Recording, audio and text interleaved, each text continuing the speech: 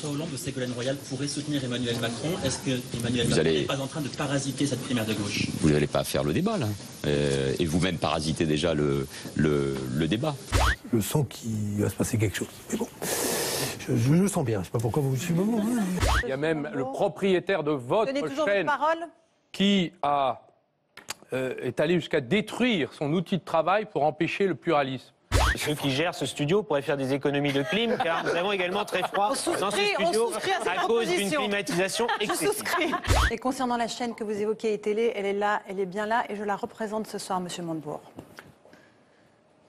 J'ai l'impression que vous n'êtes plus vous-même et que c'est peut-être ça votre handicap aujourd'hui dans cette campagne. C'est des blagues, tout ça. Je voudrais dire à Manuel Valls, avec l'amitié et le respect que j'ai pour lui, que quand on critique des discours qui sont les siens, ou même des politiques qu'il a menées en responsabilité, on ne critique pas la France.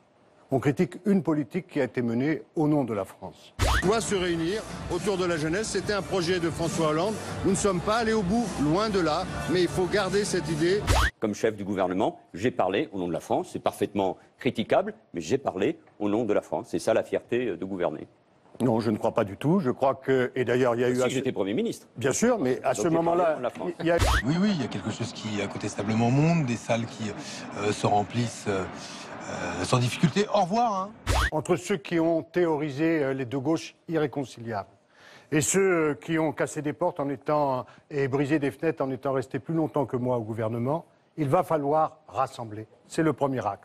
Qui même pouvait imaginer, il y a quelques semaines, que François Hollande ne serait pas candidat à sa succession et que François Fillon, avec son projet, serait désigné par les électeurs de droite. Vous engagez-vous, les uns et les autres, à respecter le résultat de cette primaire, quel que soit le vainqueur. Sylvia Pinel. Oui, nous avons tous signé une charte d'engagement.